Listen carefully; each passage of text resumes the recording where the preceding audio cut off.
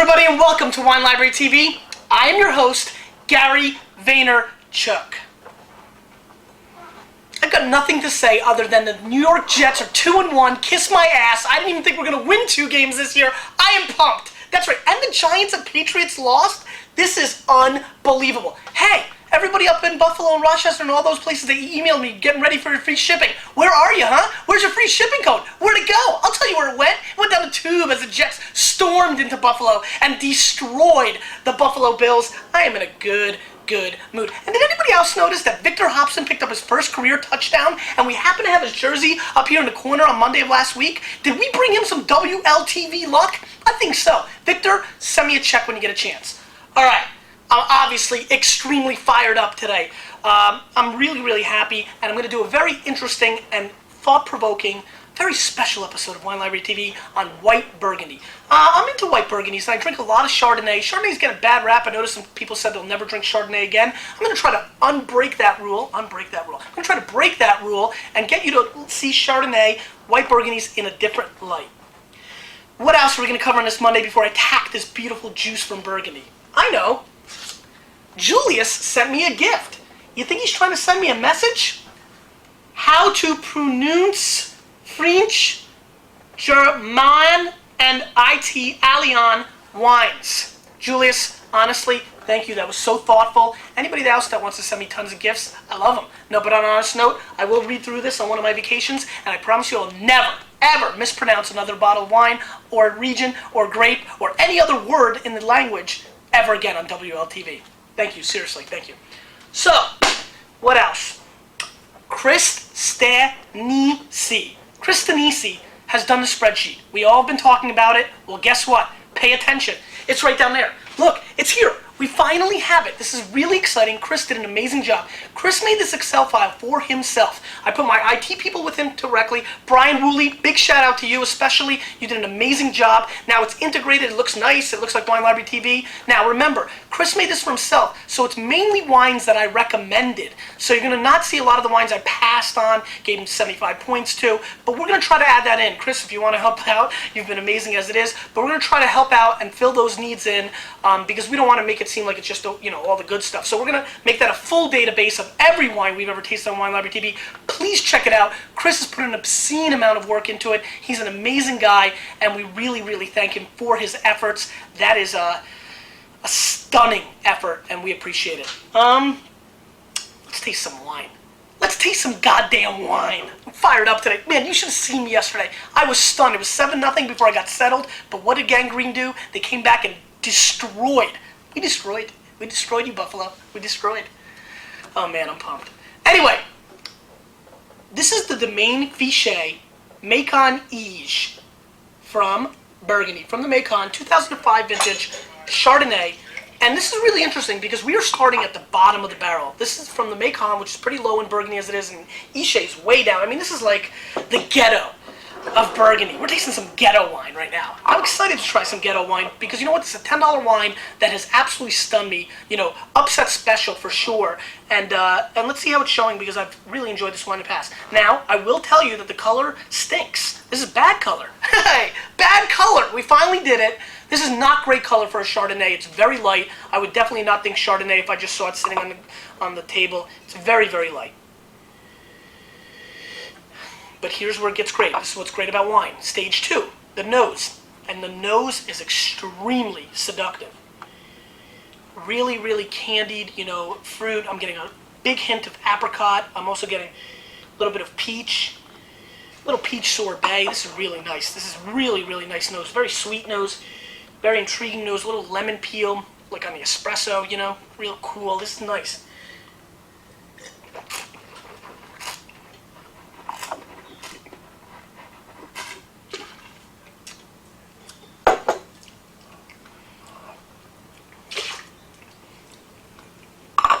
Really nice tropical lingering flavors. A real hint of mango comes in on the mid palate, which is really nice. I'm a huge mango fan. Anybody wants to send me some mangoes, I'll eat them on the air. This is nice wine. This is really good wine when you take into consideration the price point. I will tell you that I have scored this 90 points on the website from an earlier thing we did for a catalog. I'm going to have to downgrade it. I have to be honest with this wine. This is more of an 88-point wine. I like this wine a lot. I'm going to lower the score on WineLibrary.com's webpage. This is an 88-point wine. The reason I'm strong on the 88 is I did have a bottle recently a few weeks ago, and I thought that was more like an 87, 88, 89-point effort. I'm going to go 89 points on this Mâcon, on the Fichet Mâcon. That's a good effort though for 10 bones. I'm gonna say recommend it. I would definitely seek it out if you're drinking Kendall Jackson or Meridian or Simi or Sterling or Heights or all these other $10 to $15 California Chardonnays. I would tell you that you got to really, really check this out. I'm a fan of this wine. Let's move on. Chablis. Chablis has a bad name. I mean, talk about a bad name. These huge jug wines from Carlo Rossi and Almadine and Inglenook have destroyed the Chablis market in the U.S., but Chablis is one of the great places in all of Burgundy. I'm a huge fan of Chablis.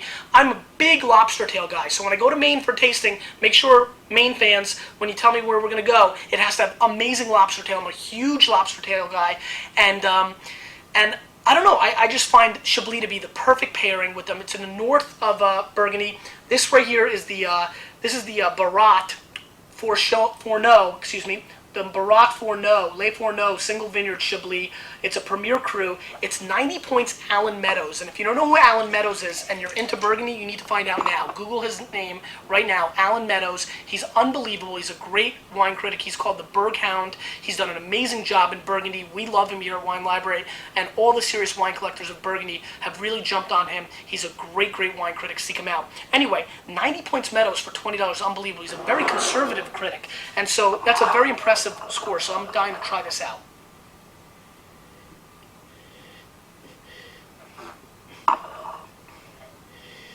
This smells like mushroom soup a little bit, which, by the way, I'm a huge cream mushroom. Yeah, it's got a very, very kind of mushroom nose to it, mixed in with a little bit of minerality, that bluestone, that rock, that seashell. I'm definitely getting a little bit of that, but I'm also getting a very fungi kind of aspect to it. Fungi, huh?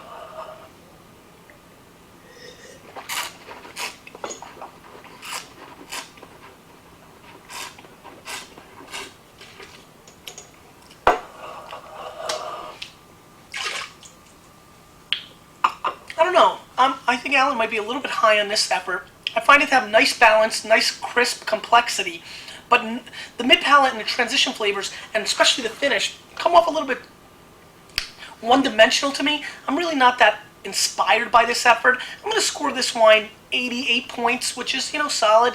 Again, obviously, if I'm thinking it's the same quality of the Mâcon-Villages, again, I'm coming from a direction of price, so you might say it's scored the same way as the Villages, and I recommended that. Well, that's because it's half the price. I mean, I know the score is not being impacted, but, if the score's the same and it's half the price, that's a much better buy. And that's where I come across this. It's a nice wine. I just guess I expected a little bit more, and that's why I'm a little bit down on it. And I'm down on it. I mean, for that standpoint. I mean, it's a well-made wine. It's well-structured. Barat did a good job with that. It just wasn't as vibrant and as lively as I'd hoped. As a matter of fact, the score is 87. For all those people who are going to nitpick on that. Let's move on. Jean-Paul Bonneau Drone. This is the 2004 Les Clos. 2004 Les Clos. Top of the line Chablis. $50 US for this guy. And so let's see what this guy's got. I've always been a big fan of this guy. 32 million bottles are produced of Chablis each year, but a lot of it's not consumed in the U.S. because, once again, the market has been killed by those jug wines. Those goddamn jug wines have killed this amazing place in Burgundy. And you know what? And hopefully I'm not going to ruin it with WLTV, but this is still a secret. I mean, you could still get quality white Burgundy, where this Chablis Drone would probably be $100, $150 if Chablis wasn't crushed in the U.S. And right now it's only $50. Some Chablis drinkers, a lot of people who drink Chablis would rather have a Chablis over a Polini Montrachet, Chasson Montrachet, a Meursault, and so this is a very high quality region. Mama. Wow. Wow. Very, very, celery stick on steroids. I'm not sure what that meant, but, it's got a really kind of herbaceous, kind of vegetal nose to it, but very lively and exciting. Very big time nose. Very spicy. A little bit of asparagus, broccoli, spinach. It's got all those flavors.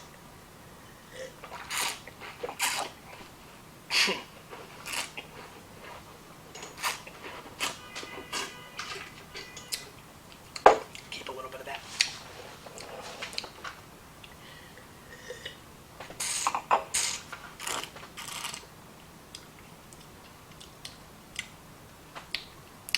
$91 to 94 points, Alan Meadows, and that should have been my first hint because that's an obscene score for him. That's like $1.90 from Gary Vaynerchuk. Wow. As complete of a bottle of white Burgundy and Chardonnay as I've had in a long time. This is not too creamy, but it's got a little bit of creamy oak, a little bit of oak that, that kind of sucks you in because it's a very attractive flavor. Really amazing hints of pine cone, clove, little aromatic. Asparagus is very, asparagus with tons of butter is a really great way to put this wine. Wow, this is a thought-provoking bottle of wine. This is a bottle of wine that you can put away for 10 years easy. The acidity and complexity, structure, mid-palate finish, all integrate like a perfect puzzle. I mean, this is some effort. Jeez, this is some effort. 93 plus points, easily. I might be underscoring it. Yeah, let's go 94 points. 95 points. Yeah, I've got to, you know what?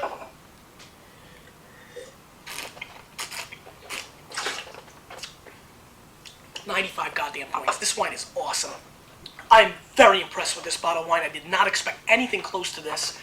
I've had these wines in the past, never the 04, and I've always thought they were great, but this wine is explosive. I mean, you know what? I'm taking this Chablis off the table because it embarrasses it so much. I mean, I've never done that before. I'm sorry. I'm going to get destroyed by the supplier for that one. Anyway, I guess I'll never be visiting that winery. No, but seriously, that is shocking quality. Great, great job. Great job. This should be an interesting battle of heavyweights. Google versus Microsoft for all you techies, because this guy is an $80 to $100 bottle of white Burgundy, Meursault-Chomes, which is one of the best vineyards of Meursault in the world. This is the Francos Jobard 2003. This packs a huge punch. $80, 80 bones at the WL at the discounted price level. I mean, this is some serious, serious juice. Real serious. And I don't mean serious juice like OJ. I mean, this is serious juice like world-class wine that you would buy at the top restaurants in the world. That's the only place you'll find this outside of the most amazing, wonderful, best-looking, nicest wine retailers in the world. This wine's been open for about 4 hours. We really wanted to let this guy open. And it's showing, a really charismatic pineapple flavor to it. And you'd wonder, what is a charismatic pineapple? The one that, when you cut it, it's got a little charisma. You know what I'm talking about. No, but on a serious level, this comes off very pineapple. It's got a little bit of oak as well, a little bit of butter, but it smells creamy.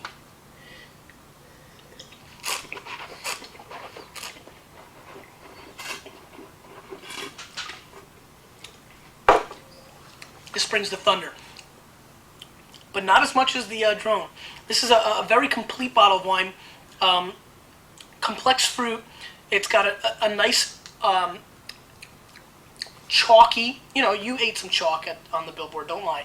Nice chalky flavor mixed with a little bit of butter, creamed oak, little bark. I don't know, but definitely not the punch. I'm gonna only score this 91 points. You know what? 90 points, 91 points, somewhere in that range. And for $80, I'm going to say this is a pass. And again, the score is based on no price point. But, if I'm going to lay out a Benjamin, I definitely expect to bring a lot more quality than this. It's a nice wine. I know my demeanor is down. This is a great bottle. This is an extremely good bottle, well-made white Burgundy. You'd never be offended. It's being stunned by the wine that's half its price or in range of half its price right here, so that's one factor. But number two, this wine is kind of one-dimensional for a wine of this caliber, of this price point, and that's what's really turning me off on it, and that's what I say. If you were wondering what this is a 1975 bottle of William Febvre Chablis Les Pieux. I bought this at a garage sale for $25, 1975. The best people were born that year. Anyway, let's move on to the questions of the day. Questions. You've got questions.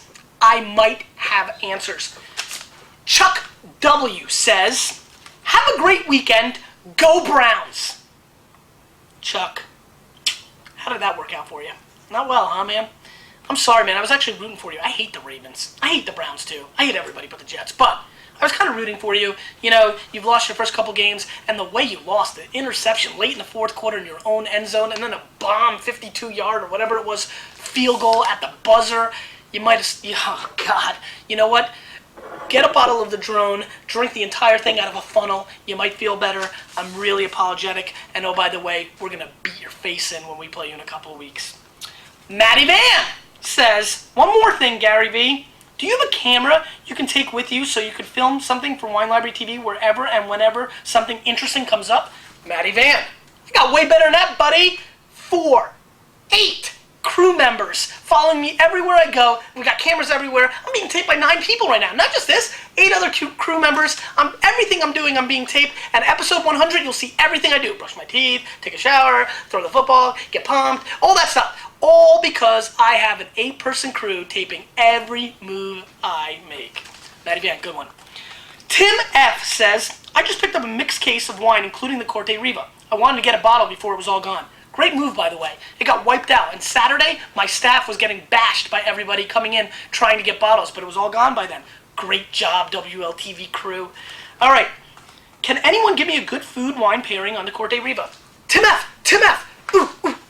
I can, and let me tell you what you should drink with it. Nothing. It's a meal by itself. This wine is so complex, so rich, you can drink it all by yourself. But if you're gonna eat it with something, get a fat burger. And if you live in Cali, you know what I mean. Get a fat burger, sit down, drink the Corte Riva with a nice fat burger, and you'll love it. It's the best pairing with the Corte Riva I've had so far.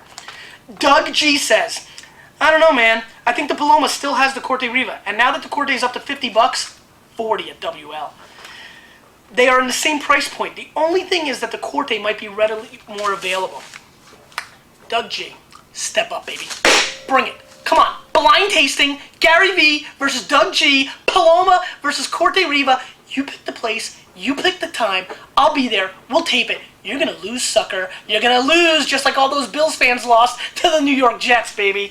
And finally, I know it's a backwards shit. There you go. Dan, what happened to the spreadsheet? Well, Chris Staniski made it happen. It's right down there. It's right down there. Click it. It's right by the WL search. Chris, amazing work. The Wine Library TV crew is a family. All you people that are watching, it's a very family atmosphere. I love everybody. That's why I step up every day and take out time to do this. And Chris, you've really enhanced it. You've really stepped up. And so that's why I challenge everybody who's got anything to bring to the table to make a cartoon, to make a spoof of me. Come on, I want to see somebody tape themselves in front of a table and do what I do and then send it to me. I'll share it with everybody. I want to see what you guys are doing out there. I want to see what you're doing. And that's that. Finally, the question of the day.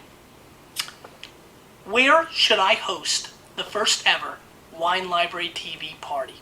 That's right, January 2007.